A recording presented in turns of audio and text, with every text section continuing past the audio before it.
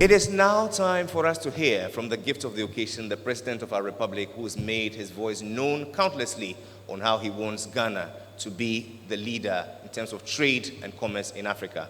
Rendering his speech to us this day is Ghana's Minister for Information. Make welcome the Honorable Kojo Oppong-Nkrumah, MP.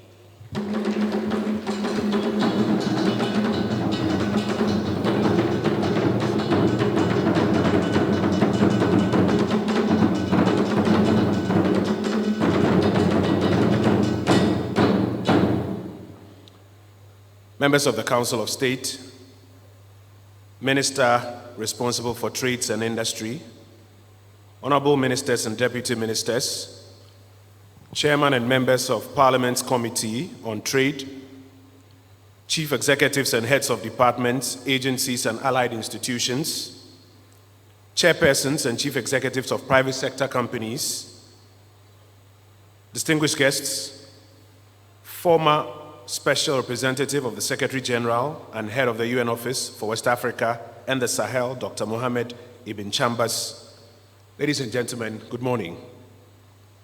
First, let me express the President's regrets for his inability to be here in person for this very important occasion. It clashes with other engagements of his, but he's asked me to share with you his thoughts on a day like this. At the extraordinary summit of African Union heads of state in the capital city of Rwanda in March 2018, President Akufo-Addo joined 54 of his colleague heads of state to sign the African Continental Free Trade Area Agreement. That historic event signaled to the global community, particularly the private sector operators in Africa, that the continent is ready to usher in a new age of economic integration anchored on improving intra-African trade through the removal of barriers to cross-border trade and the dismantling of tariffs.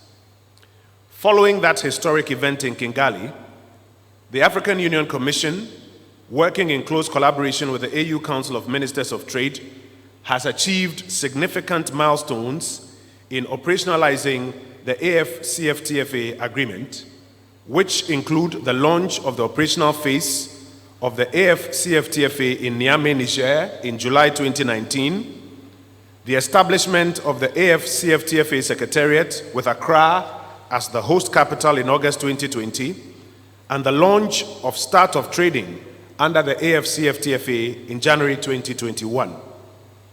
In addition to the above, 43 member states have currently ratified the AfCFTA agreement and deposited their instrument of ratification with the AfCFTA Secretariat, while provisional schedules of tariff concessions of 29 countries have been verified and accepted for trade in goods. This trajectory of events should inform member states of the readiness of Africa to harness the full benefits of economic integration. Distinguished guests, ladies and gentlemen, the President is happy to be part of today's launch of the National AfCFTA Policy Framework and Action Plan for boosting Ghana's trade with Africa. This launch clearly indicates that the government of Ghana is continuously positioning the private sector operators in Ghana to trade under the AfCFTA agreement. The National AfCFTA Policy Framework and Action Plan is geared towards the harmonization of relevant policies, programs, laws, and regulations to boost the productive capacities of the private sector in Ghana, particularly the MSMEs, to harness the full benefits of the AfCFTA.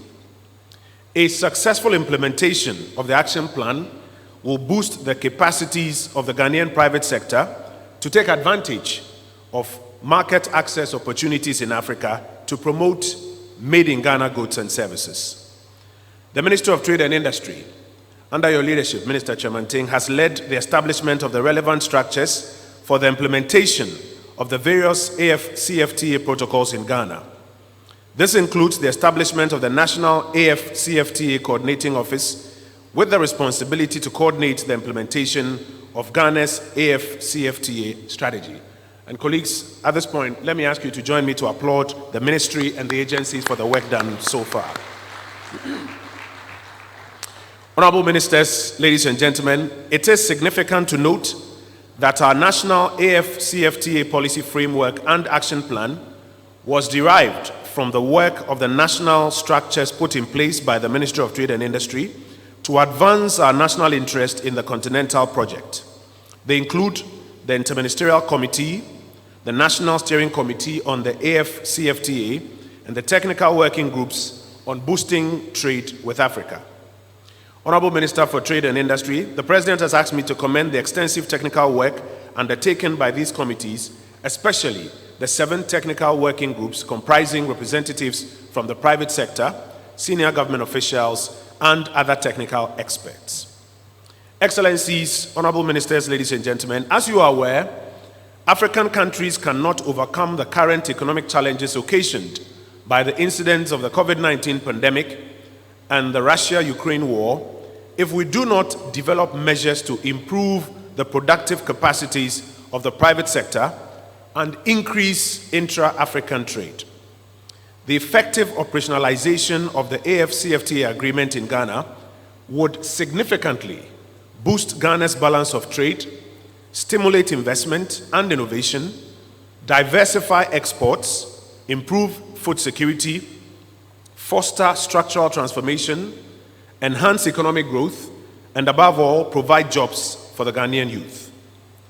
To the Ministry of Trade and Industry and the Ghana Coordinating Office of the AfCFTA, this framework, as brilliantly as it is structured, will not mean much if you do not implement the programs under it with speed, effectiveness, and commitment.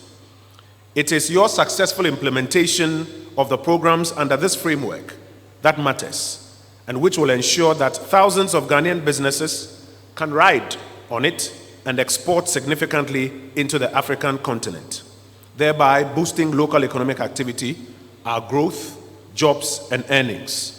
So go at it, and don't be held back by the hurdles that may come your way. To the Ghanaian private sector, your government is working through this and other initiatives to make it relatively easier for you to get access to this large market in Africa so that you can trade more goods and services out. Yours is to take advantage of it and collaborate with us to resolve any teething challenges that may come up. But no matter the nature of the challenges, be resolved to work with us hand in hand to make this work. It is in our national interest to not take this window of opportunity lightly. In conclusion, distinguished guests, ladies and gentlemen, let me reiterate Mr. President's pledge to mobilize the required financial and technical resources to assist Ghanaian businesses to take full advantage of the AfCFTA. It is the pleasure of His Excellency the President to declare the National AfCFTA Policy Framework and Action Plan for Boosting Trade in Africa duly launched.